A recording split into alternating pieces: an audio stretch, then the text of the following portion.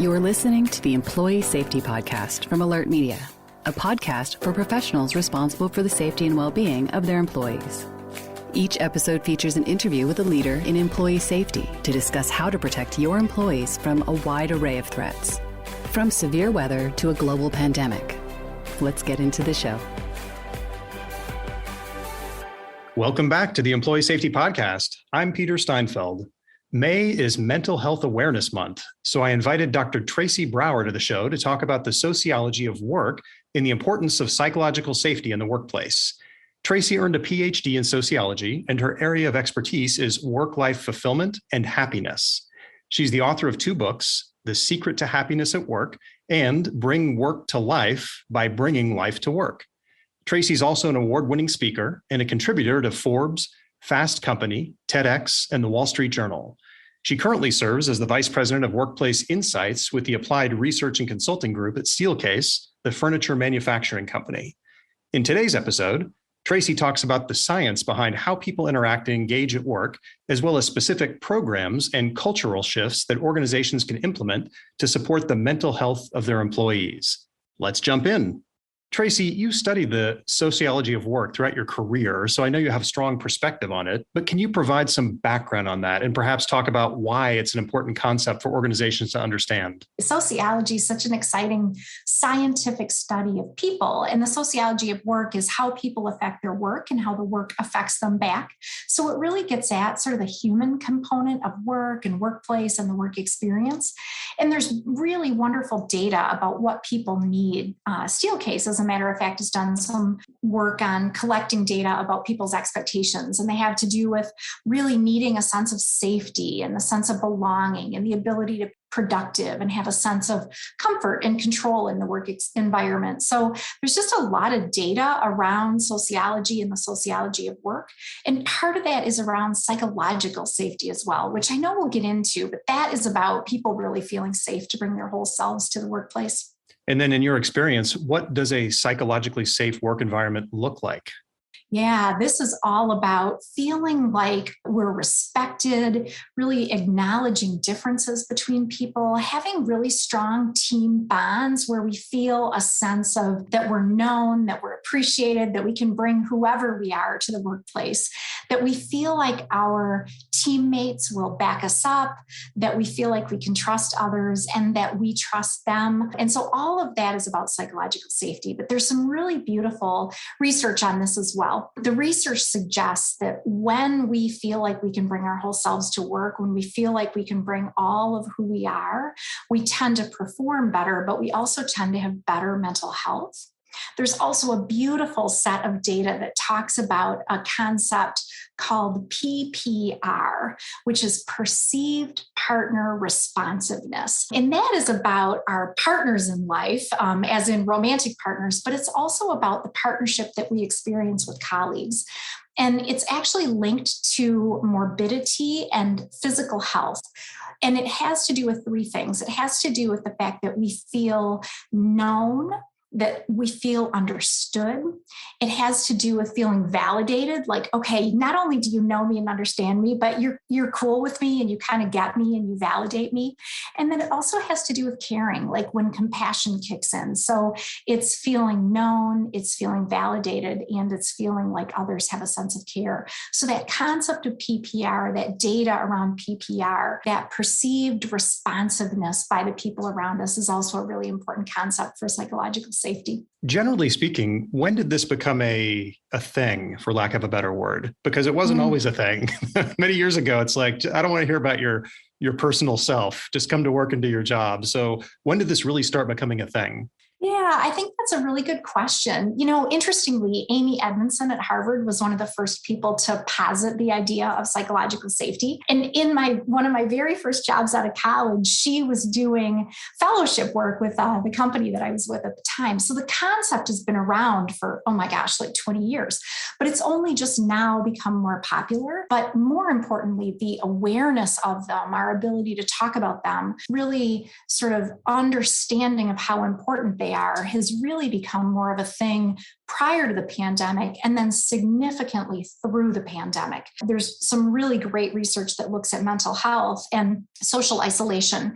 And there was a really great study by Qualtrics a while ago that said that something like 75% of people were feeling socially isolated. And that was absolutely correlated with working away from their colleagues.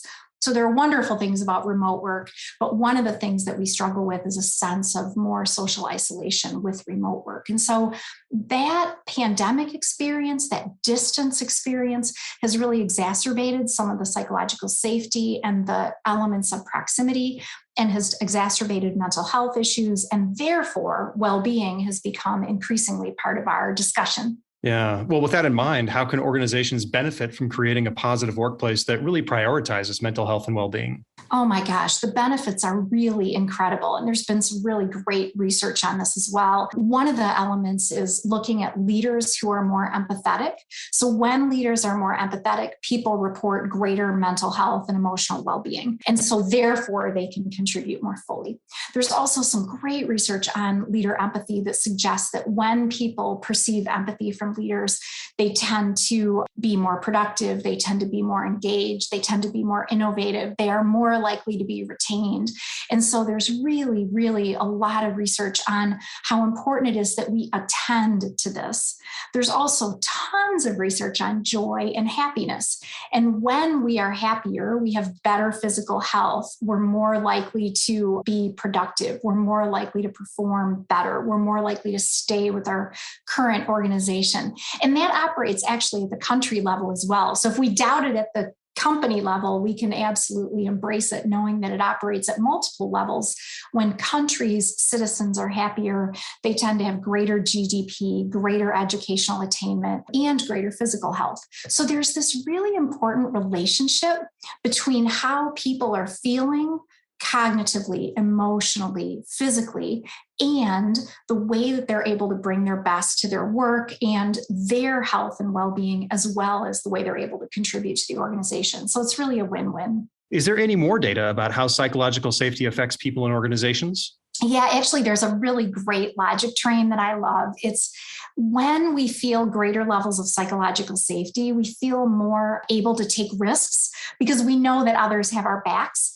When we take risks, we're able to innovate more. We're able to think differently, think outside the proverbial box, as they say. But that innovation drives growth for organizations. So psychological safety has this really great connection from psychological safety to more risk-taking, to better innovation, to growth over time for companies. Well, to make that actionable, what are some specific things an organization can do to create a happier, more psychologically safe environment for their employees? Yeah, this is really cool because there are so many right answers here. There's a beautiful concept of demand and capacity by a sociologist called Patricia Voidanoff.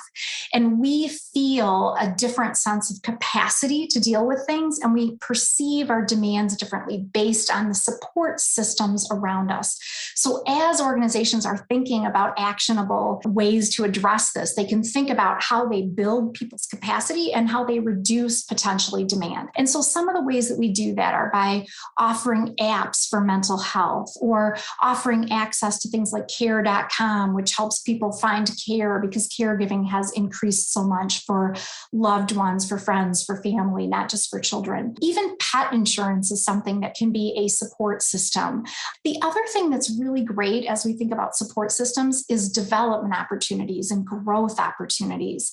The opportunity for people to get coaching, for them to feel like they have a mentor. There are some companies doing some wonderful things with affiliation groups because a big part of our support system is feeling like we have great relationships with others. So the, new parents who aren't getting any sleep affiliation group, right? The people who have elder care challenges or the people who have, a new puppy, right? Like you can think of a million different kinds of affiliation groups in addition to the ones that we know lots of us are already aware of. The other thing we can do is provide support for tuition reimbursement. There's an interesting company that's providing stipends for childcare for people, knowing that they're home and they need more care for children. And then the other thing, just to think broadly, is biophilia, right? Like elements of nature, elements of the natural natural environment in our work environments can be extraordinarily nourishing. So the takeaway message is that there are multiple right answers to help people have this sense of well-being and to nourish them in multiple ways, physically, mentally, emotionally. How do you talk to people about where to draw the line? Because clearly you could take this to the nth degree and it can get out of control. So I could see someone that's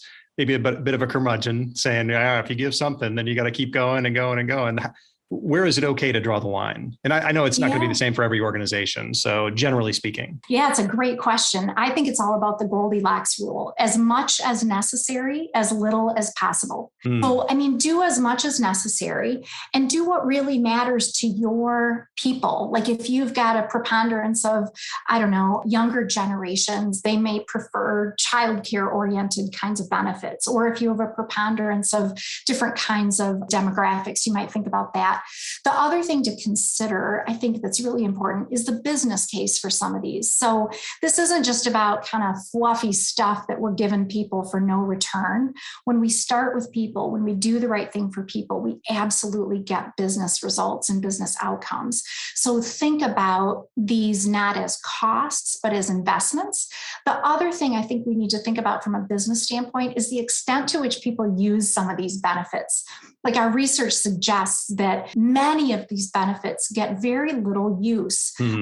Message they send is huge, right? Like you may have a handful of employees who are using pet insurance, but the fact that you offer it sends a message that you care and that there are multiple ways that you're seeking to support people. So sometimes the benefit is in offering it, and you may not have to pay that much for it on the other side. Well, speaking of messaging, how do you message this internally, considering the different generations in an organization? You may have younger workers who are like, you have to offer this to me for me to stay. And older workers are like, I got along just fine. I struggled through it when I had my first or second or third child, and I only got a day off or whatever it is.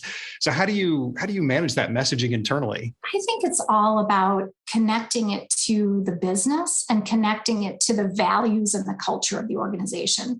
So you're not offering supports for well-being specifically because of a certain generation or specific age group or specific life stage.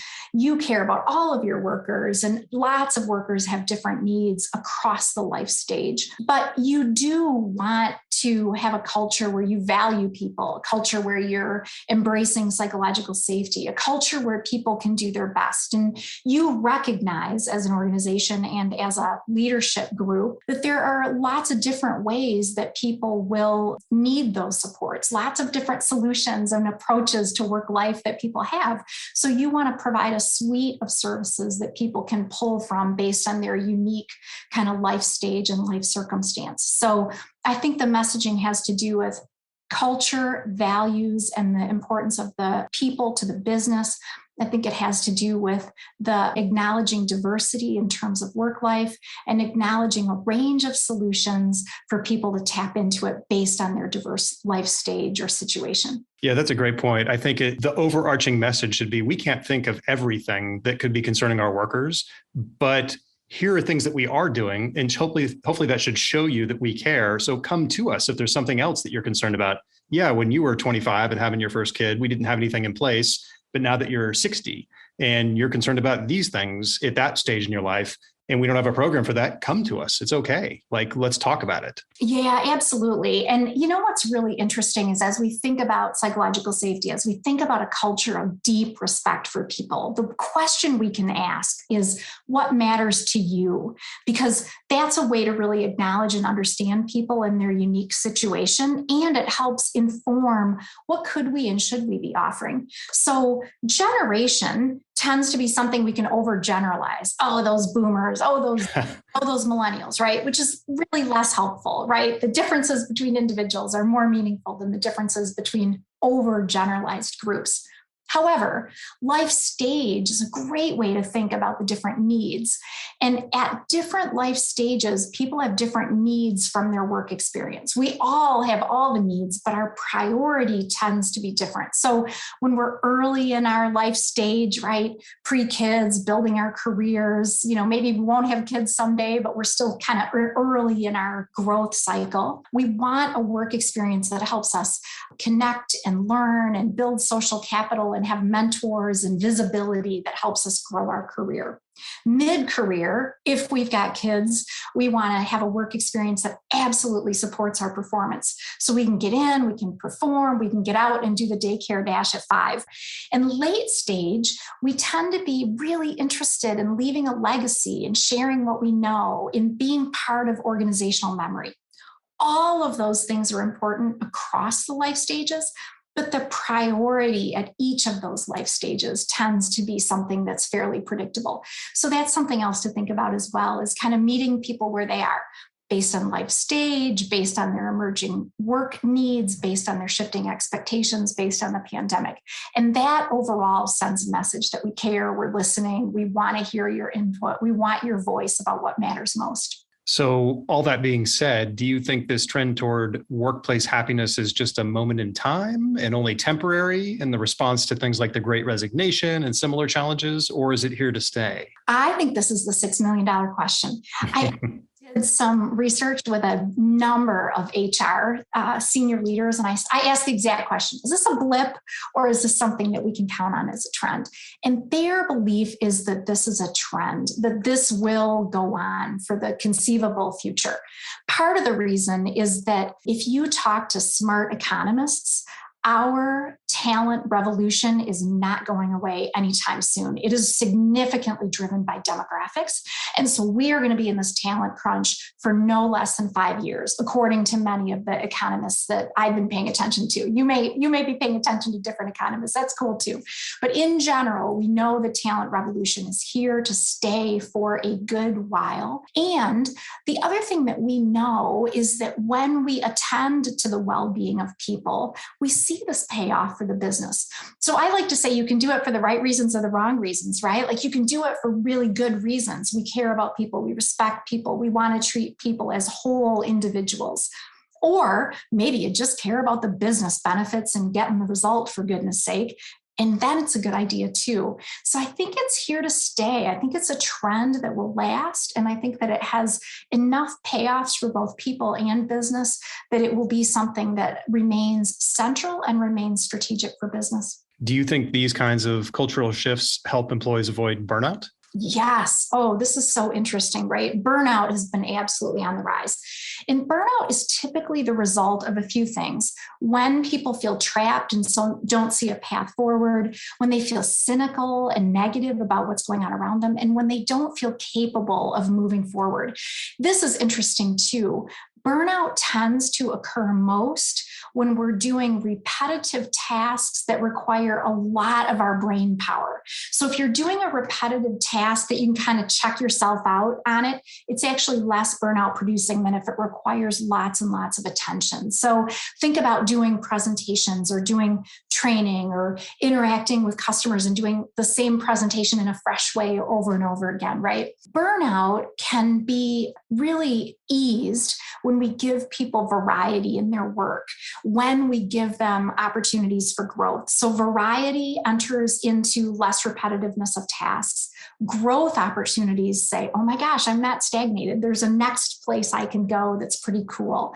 Burnout is eased when people feel validated, like they're making a contribution and somebody's recognizing it. Burnout is eased when we give people more control over their schedule, more flexibility, more choice. There are lots of ways that we can ease burnout. And I think part of the magic is really understanding that we're even facing it in the first place. The last thing I would say about burnout is that it can also be eased by teams that feel bonded together.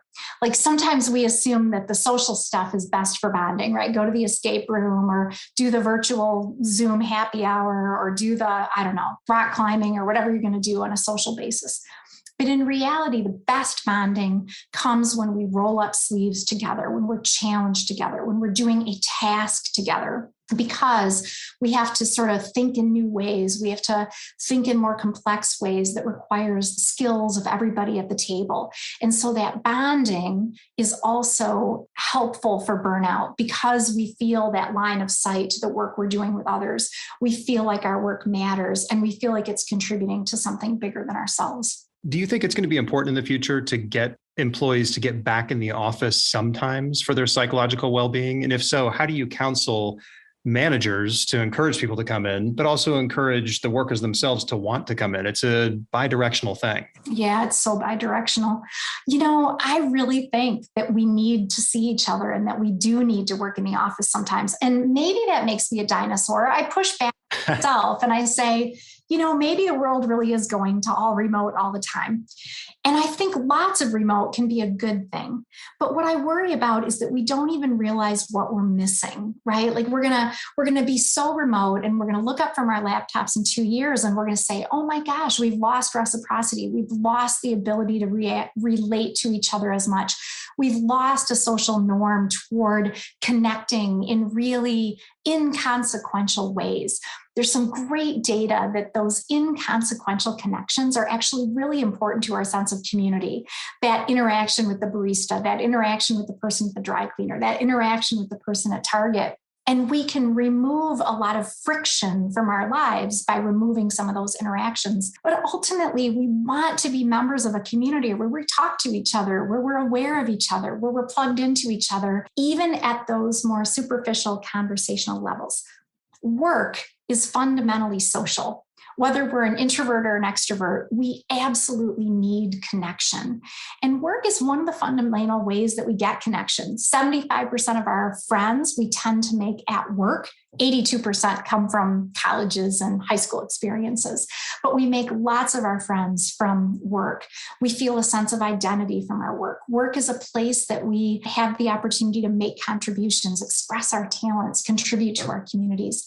So I think it is going to be important that we still have this face-to-face, right? Like we can read each other, we can get familiar with each other, we can have those moments in the hallway or those moments in the cafeteria where we get things done more efficiently, where we feel like people are seeing us and recognizing us and we're seeing and recognizing them. Those are fundamental to our humanity, and work will still be an important venue where those needs are met. Yeah, I worry about this most for younger workers. They seem to be most, I guess you could say, they believe that they can really stay home and they don't have to go to the office for what I guess just through lack of experience, but they're the ones most in need of being exposed to everyone else at the office. So how do you counsel that? Yeah, right. Like a lot of what we learn from the ambient environment, right? We run into the person in the cafeteria and we build our social capital and our social network. We overhear the conversation about the customer, which we sort of, our understanding of the customer is expanded by it. We're sitting next to somebody in our workstation. We overhear a conversation that helps us understand how to work through a difficult situation within our culture. That ambient environment, like it's really clear when we're working with somebody intentionally that we get that, but also those accidental moments, those overhearing moments are really important. And so I think about like, how do leaders create that sense of connection? What is the role of leadership in really bringing people to a place where they want to be together? And I think it has to do with really creating a sense of purpose, like giving people that bigger picture that they feel like they're connected to, making sure that they have an opportunity to get involved and feel like they have a voice, feel like they have some authorship in the future, giving people flexibility, but with guardrails. Like we don't want to just have autonomy with abandon, right? We want to help people know when to be in the office based on the ebb and flow of the project, or when to be in the office based on the process of the team, when to be in the office based on their own energy levels and what energizes them. The other thing that's really interesting is that when leaders are more present and accessible, it tends to be very correlated with constructive, productive culture. So when leaders are just available to answer questions, when they're responsive, when they seem like they're accessible, they don't need to be 24/7 with, old-fashioned beepers or something like that. But certainly when people sense that accessibility, those are all kinds of things that contribute to this sense of a culture where people want to be, a sense of a culture where they feel belonging, a sense of a culture where they feel like they want to plug in and be part of things. What do you think it is that most people get wrong or organizations get wrong when it comes to psychological safety? It's a really great question. I think they get wrong First of all, understanding how critical it is. Like one of the things we can get right is elevating it through conversations like this, elevating it through an understanding of how it relates to people and to the business. I think they can also get wrong a lack of understanding of their role. Like I think sometimes leaders will say to me, I don't want to ask too many questions. I don't want to be intrusive. I don't want to be invasive, TMI, right? I want to be so respectful for people. But I think we can really get it right checking in, by asking questions, by attending to people. And people will let you know whether or not they want to share very much. People will give you cues about that. I think the other thing that we can get wrong is feeling like the solution always has to be individual. Like I've got to work with this person on this thing and that person with that thing and that person with that thing. And we can get it right by thinking about the overall culture. Like how does the culture provide a sense of clear direction that people can get on board with? How does the culture provide a clear sense of belonging and values that reinforce our respect for each other? How does the culture reinforce policies and practices so we can resolve conflict in appropriate ways? How does the culture reinforce risk-taking so that people feel like they can kind of put it forward, right? Take risks and contribute toward innovation. So those are some of the things they can get wrong. But on the other hand, some of the things they can get right as well. And that last one is really about thinking about the bigger picture, kind of the stew that we're all part of, as well as the individual people that we are within that bigger context. That's great. Well, to close our conversation today, can you think of a memorable moment in your career that really influenced the way that you think about happiness at work? What did it teach you? Yeah, this is such a good one. And those memorable moments are so important, right? Like they are places that stick in our memories and they stick in our thinking about how we make sense of ourselves in the group. There was this amazing moment. We had this team meeting and we had cupcakes for this team meeting from this super duper special bakery in town. And we had made the trip to this bakery for these silly cupcakes. But they ended up being this artifact of our discussion. Like we were laughing, we were struggling with a tough customer, we were solving problems, we were all working so hard at this point in the life of the team. And we shared cupcakes together. And we laughed together. And I will never forget, one of the people on the team, Holly, said, this is a moment that we have to remember because not every team will function just like this all the time. Let's remember this moment together. And we had the presence of mind to take pictures of these crazy cupcakes, and every now and then they come up in my memories. But it's like we had this cool artifact of cupcakes. We had this cool moment where we were working so hard and we were pushing ourselves and we were enjoying and respecting and appreciating each other so much.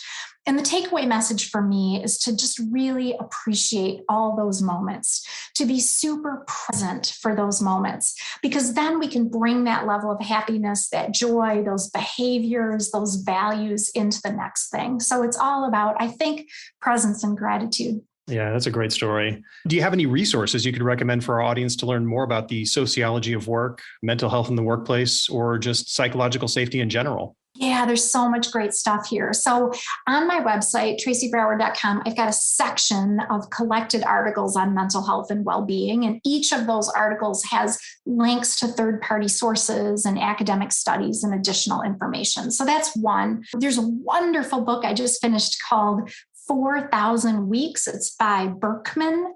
And the idea is we all have about 4,000 weeks, give or take, and how we spend that time is really important. So that's a really good one. And then there's a wonderful book called The Village Effect by Susan Pinker. And it talks about the criticality of our connections, our communities, the way that we interact together, which is fundamentally about sociology. So those are super great. And they're super accessible, super readable. They're not like textbooks by any means. That's super academic. Right, exactly. Perfect. That's great. Thank you for that. Well, thank you for being on the show today. This conversation, just an excellent reminder of how we as humans affect work and how it affects us back. So I truly appreciate that. Thank you. Thanks for having me. If any of our listeners want to connect with you out there, buy your books or read some of your articles, you mentioned your website, but how else can they get in touch with you? Yeah, so tracybrower.com is great, or steelcase.com. Steelcase has amazing research. I'm on LinkedIn and all the other social media channels, but LinkedIn is Tracy Brower, PhD. My newest book is The Secrets to Happiness at Work, and it's available wherever books are sold, as they say. So you can find it really easily. My first book is called Bring Work to Life. So I'm just super interested in learning, and people can feel free to reach out. Would love to connect, would love to learn from everyone else in terms of where they are in their journey, because we're all finding our own way. So super excited to reach out and connect when that's appropriate. Fantastic. Well, thanks again to Tracy and to all our listeners for joining us on the Employee Safety Podcast. We invite you to subscribe to future episodes at Alert Media's website or on your favorite podcast player. We'd also appreciate you giving us a rating on Apple Podcasts or Spotify. Have a safe week, everyone. Alert Media is changing the way your leaders and response teams connect and communicate effectively when seconds matter. We provide our customers with a comprehensive solution for monitoring threats around the world and deploying fast, effective emergency communication. You need a panic-proof solution for high-stakes moments. In just a few clicks, your team can send a multi-channel notification to an impacted group of people and confirm their safety immediately. When employee safety is at stake, don't just communicate. Connect and confirm with a robust emergency communications solution. Visit alertmedia.com for more information. You've been listening to the Employee Safety Podcast. To ensure that you never miss an episode, subscribe to the show in your favorite podcast player. If you're listening in Apple Podcasts, we'd love for you to give a quick rating of the show. Just tap the number of stars you think the podcast deserves. Thank you so much for listening. Until next time.